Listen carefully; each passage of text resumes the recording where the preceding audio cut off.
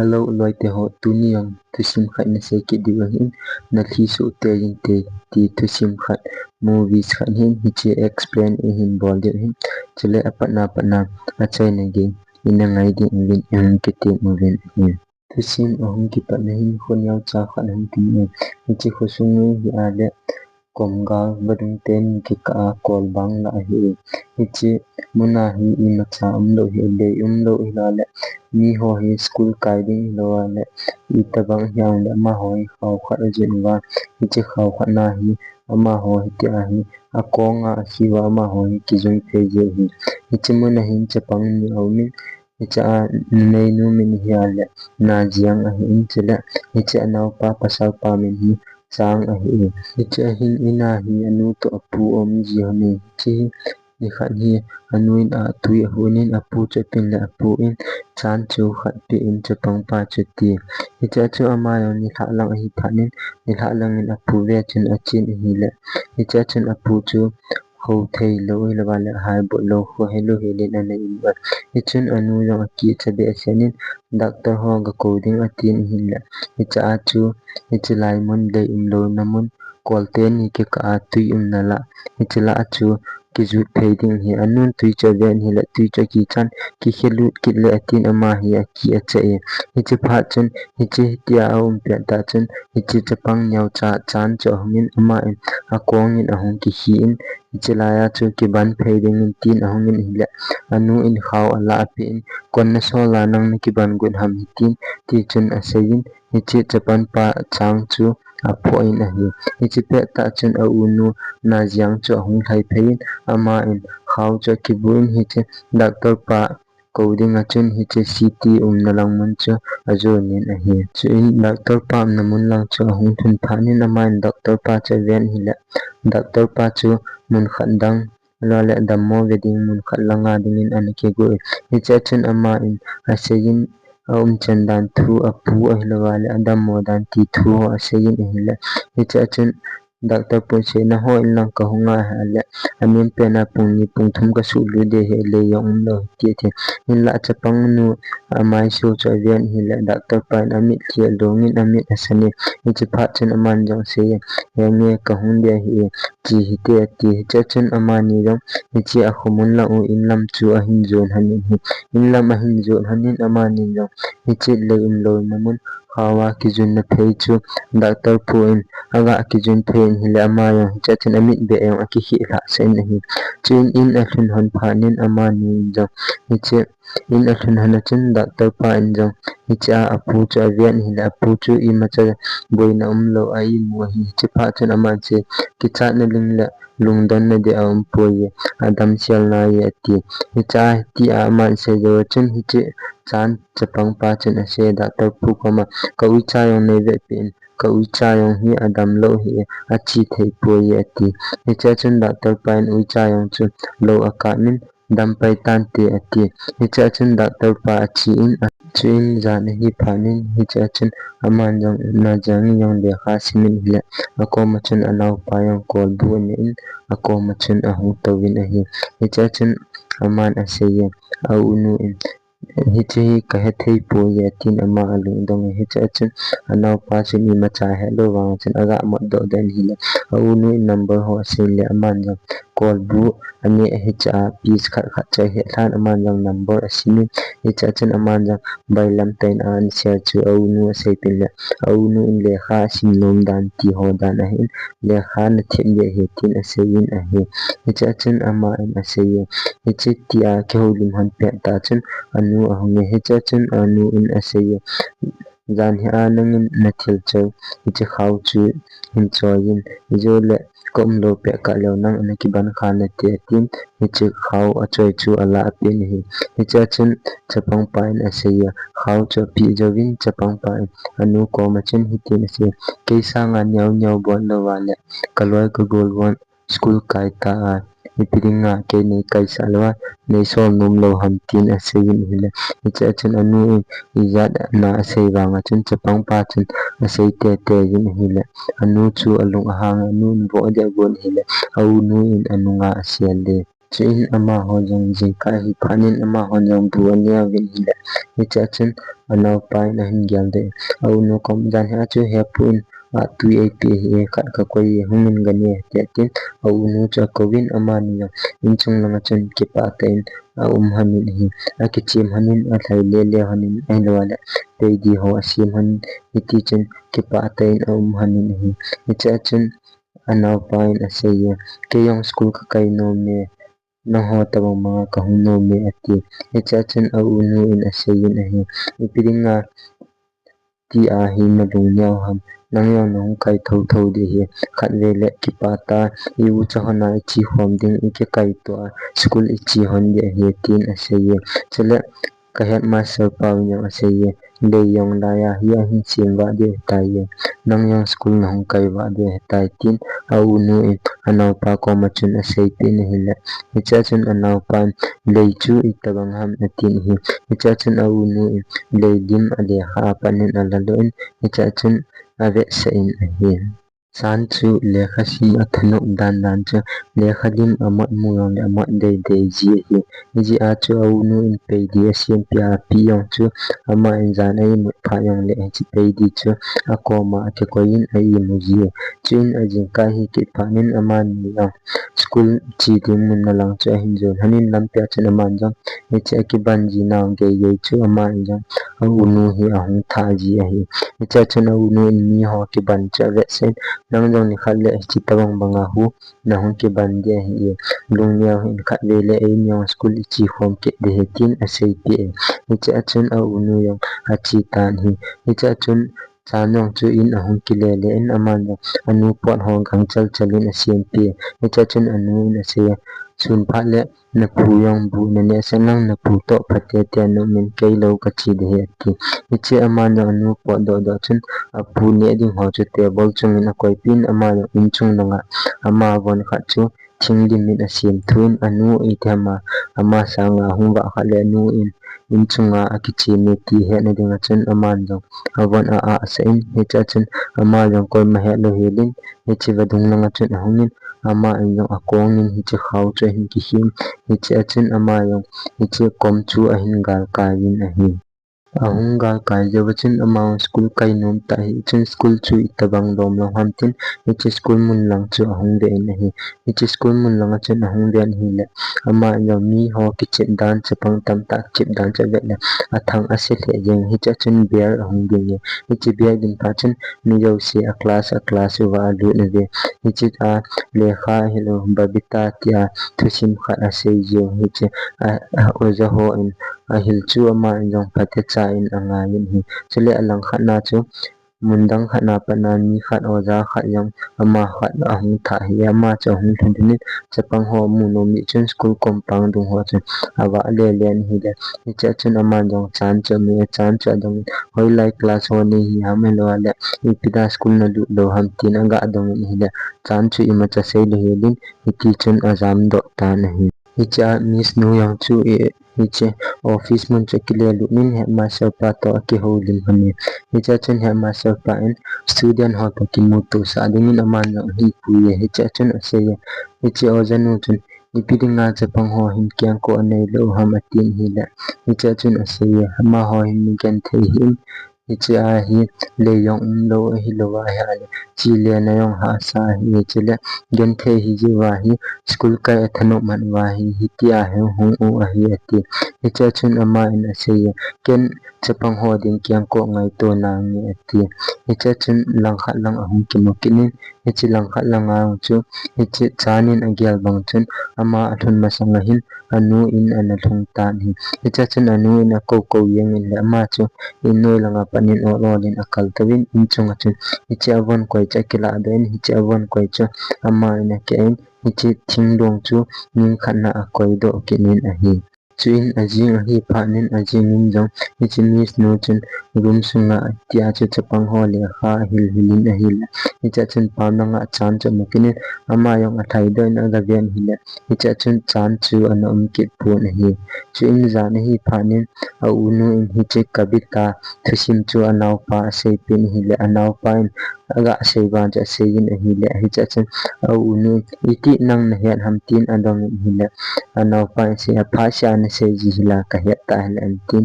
iti chen asei pe nahi chen amis no ya hiat master pa kevin cha chen hiat master pa kom ipiringa lai lei kho sim lo ham chapang ho china asalo ham tin asen le hicha chen hiat master pa se ya nge asim dio hi in la pa chom khat lu de hi tin asei pe hicha chen hichi miss nu yang chu pam langa po den chapang ho si si cha tola to sen hicha chen amai akyang u ate pi aji chaman kyang ko cho pi ding ati ja chu hichi chapang ho si si chu akyang sai se us chi ni khat school ati khen jo wahin hichi na jiang yang chen hichi miss nu chu in langa hin pu ye hi chu anau pa chanin amun hi la chan chun ave amani chu ahung han chu ave thi jing ne hicha chen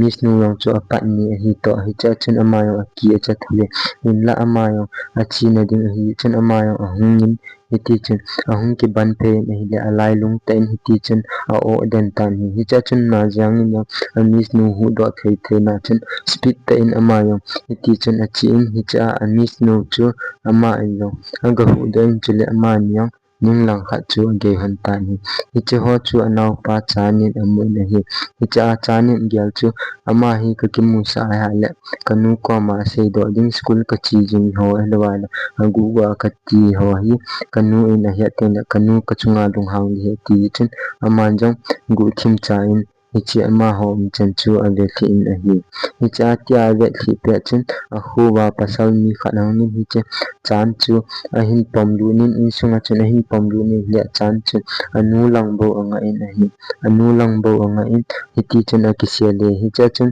lang khat lang chu aga avian hi le hicha chen amis nu in se nang ni hi le home school pa ma ji aka ko le jam ji chu tin ase le hicha chen anu lung hang ne ana chi in ka ti lo ham ipidinga na chi ham tin anu chu alung a hang nin hichi chapang pa chan chu vo ding hiti chen agun a hi hicha chen asei ki ne chapang pa kaloi ka gold school ka ya ipida ke nei kai sa nom lo ham tin asei kin le anu chu alung a hang chen anu se hichilai wadunga hu ke yong khat we kana chi a ka hi tha hicha chu a thi ta bang hin ta bang a hung do ka hi nang hichi a hi ka i ja ka sol do na hi tin ti chun sen la bon evin a miss nu hi hiti chun adang ho a hi hiti chun thi be chan a via vin a hi hicha chun he ma sa pan se yin chom khat hunga yin chu ti la le ya hu ding a hi ta tin ti chun anu ko min a se ye hichi a se jo chun hichi miss nu chun hichi anu ko ma chun se chapang ho ding kyang ko ka hin choi hi hichi kyang ko ho ken yang ga hom le le nge tin hichi na jiang ding a chun ama injong hichi kyang ko asan khat chu hichi lai in a chun ada hen ama jong in dang chi ding in apo do in a hi chu in anu ahung ki le thunin anu in hichi chapang pa chu phata hil ki ding atin hi le chapang pa chun a se ye akal kal ki ti hichi wadung hu kapal ki lo de tai hichi kyang ko san hi nei pi a le ati in la hicha chun anu se miss nu in no na jang dinga pi a hi bo ve ati in la hicha chun hiti chu anu na se pi chun hicha chun hichi chapang nu na jang chu hungin a se ye kanau pa ko ma om yong le ke ya thau thau chun le am hen no ama pi yang tang ti hicha ga he do thei chu hi ale an unu in anau pa lung se dan akengai lu han dan chu ave sa in a hi hicha chun ama in jong anau pa ki pa dan chaga aven hi le hicha chun anu in alu a hin thamin a hi chu in zan hi phanin hichi lu na chunga anau pa in a kho he na tia ki chep chu hichi a na jang chun avian hi le anau pa ki chep chu ave nom thlein a hi hicha chun anau pa chom kha lewa au nu lang cha hin ven hi le au nu chu ana i mu thta na hi hicha chun a jing jing ka hung hi phanin mi jo se schoolin a hung chin ama ha chun kyang ko atha tha gombut tha tha hi ti chun a hin ki si vin a hung ve in la na jang chun kyang ko alu ke de du khana ki sin ama school lang chi ding ti a chun a hung ki go do ta na hi hitia hung ki go do chu anau pan avian hi le anau pa in au nu chu ale ko win a sei pi song chung a hin to win ati hicha chun anau nu ang song chungin a to win ma in jong hicha chun a sei ye na kyang ko asu nintin akyang ko asu pin akyang cha athi thing pin gombot cha kyang ko cha ama jong asi pin hi cha chen aseye school na chi phale nangin kisiji nang nang ki le phale kei nei pgn ken in phale ken ki choji in yeti itia anaw pa in dung an gyal the cha ama jong da anaw pa yong adung si the yemin chile ama yong hi chi kyang ko san ga khi cha akipa the yemi hi cha chen ama yong school lang chu azon tan hi hi school athuna chen ama injong hi kyang ko chu nian kha khan te ting hi kyang ko chu asunin aman jong achoyin hi chile ako ma chen akoin amis nu ko ma chen se jan ha kyang ko nei pi hi kanau pa injong adei the jenge ati hi cha chen ama yong school akishana chu anu in dukana thi chodinga se hi cha chen ama yong dukanin thil achon hi le hi che achon amon chen kyang ko niaw kha namu hi cha chen ama again hi kyang ko he kanau pa dinga ki to sial di je ho atin aman jong dong agele aman adong le aman chu tam ta he hi pha chen aman jong hi kyang ko chu ada thata na hi cha tia da tha jo chen hi chen mis nu chen hi ho cha mu ye chen kyang ko chu hin lan hi cha chen hi na jang kom chen si ye hi kyang ko hi na naw pa di he na naw pa na thun pha le na pi na ti hi cha chen na jang jong ki pa thu asin ain lam chu ahin zo ni na hi chile in ahun thun pha le anaw pa chu ite ki pa ta dem na in la hi cha chen aman jong hi vadung ka leimun chu ahin pelin ama jong khawin ahun ki jung phein ahi le hi cha chen kyang ko chu lang khat ahun khi tha tha din tan hi chen ama jong kyang ko ho hi ta chu kyang ko hi tha lo dinga chu kyang ko chu asa sa na lamin ama chu tuila chen a hilu ni tuila chen athitan ahi hi cha chu mi pi jo si hlowa le a khobia lowa jo si chen vadung lang adel win hin la koima in ama chu amudi pu win hi chule ain wa mi tam ta hon ki kho pha chen hi cha chang yong chu ain chunga pana ki chep jina pana chen hong kum la in sung hong lu na chen mi jo si na thip chen hi cha chen aman mis nu ko ma se a tui khat hi nang de hin khat hi ka u nu de hi ati hin la koima iti cho ham lo hi la thi be cha au mu de hi chi pha chen aman jong ning lang khat cho aga ven hi le ning lang khat na chu au nu a school bag to akyang ko lang khat chu au me hi chi pha chen ama yo pam lang hung thai de in badung lang chun au nu ahung ma in ahi chapang pa hi chi jowa pa na chin ham nom de pon chile au nu to aga khen hi ding si jong am the jing aji chu ale khasim pe le helwa le kabita thusim ilwa le ahil ding ilwa le akibo pi ding nu le pa banga ne lo le loi le pa banga ne au nu anu masunga au do din au talo ama jong hi cha chen thasite no jin chile e ma cha yong sei le helin pa le helin ji ni khat hi tia chu anu yong pe nen le lang khat na chen aji pa yong ahung thulin ama yong i ma cha sei le helin hi ti chen aga thim de chile ama ho yong chu alung athom hau le yemin hi nunga nu chapang nu do chu ama hong alung gin angyal ye chile alang khana anaw pa yong chen au nu chu alung se enwale angai jiwal ye chen ni se le in chung nangin ato ji in ni cha chen abadung lang bo chu ave ve yong ji chile min a ho yong le iti chu paul le helin hiti chen thim de ji in hiti chu koi ma thu se yong na se nei le helin hiti chen angol tabang bangin bo ji in ahi chile ni khat hi principal pa to hi cha miss no chu ain hona chen ahung ugin hi cha chen aman se yi hi chi chan ding a chen be khat ka hin choi chan chu ko than ati hi cha chen anu in jang chan chu aga ko than le chan chu hi chi au na pa na chen kai le in ama lo ti chen ahung ki thol su in a hi cha chen ama in a se yi be cha pi in jinga pana nang yong school nong the ta ye ati pen a hi le hi cha chen apa in a se pi ki pa au ne jinga pana ama hutta chela hu hung ki ban phei school hung pan de ta ti in la anu chu alung a hang ne hi hi chela ya hu hi che chapang pa school a chi a helwa hala hi che khawa hu akizun kina hi a la ke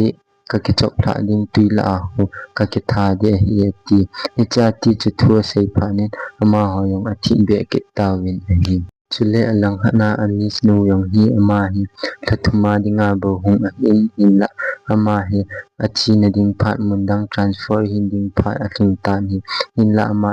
chan school kai do din chu ade ji chen ama hicha a chu umbe ding permission akela tan hicha kela jo chen ama yo anu ko ma hung ki mu to pi kinin hi anu ko ma chun se twa hi mingol tabong banga uma tai min ho yong na ham hila ti a hi izo phalle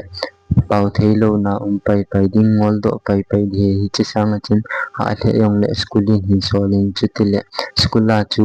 aloi agol tam tam tele ama jong a unu jong hai min do min tin chule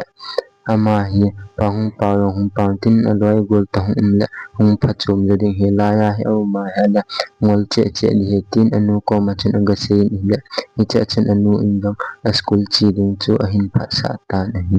chi ajing hi phanin chanyong che school kai ding in ahung ki go to tan hi cha chen anu in apa ko ma di sepin phate in kanin hata in kan pin lang sol phain ti hi cha chen apa in he nge pata ka kan pin ka sol de he ti hi cha ma ni lam pe ga jo nen hi le hi cha chen chan cho ga kinung hai ne le badung anga alen hi le hi cha chen au nu kyang ko lang khat gombut san chu amu ni hi cha chen ama no a thai phein au nu min cha ko wi ha thai a thai ti chen a pen tho yeng ni a hi ama hi alung hel ji the a ji chu au nu hi angai ji wa hi chile pha chom kha jo lang a ki tan hi cha hin hi cha chen chan hi school a hung ji ta pon hi cha chen ama jong inin a hung ki mu to phi kinin hi le hi cha chen anu chen school sol loading ati a ta hi cha pha chen hi chi miss nu yong chen a gyal khoin hi chi chan chu school a hung ji lo wangin hapta khat le ni ve ve hi ti a hin a in win a hung ji in chan chu le kha a hung hin ji in hi chi ni khat hi tia le kha ki hil hon chu a ki hil chai hon chen chanin a miss nu chu inu langa a ko than a hi man lo inu ya chen inu ya lim ki sim khat na ve se hi chi lim hi ve ka unu in a sima ke ni lim to a ko hi chi lim chu miss nu in dang aga ve na hi le ama yang a thi a se hi cha chen ama ni u chalim a semin ama ni u cha chu ki tu to ne chule a thagu zo a hi phanin hi chile yong chu a sem chai ta ve na hi chi mon chun chan a hangin chanin jong hi chi a chun adingin pe di a pein alung gelin au nun ana seijing hi cha chun ama no alung gelin au nu kho a twin chule ama ni yong de chun alem hamin a hi chule hi chuna chun tu sim yong ahung ki chai tan chule loi te ho explanation tu sim tia hin ki se ji hi nangai no ma ha le lu sita subscribe na bol ding chule la yong na hin bol ding ka hin te men a hi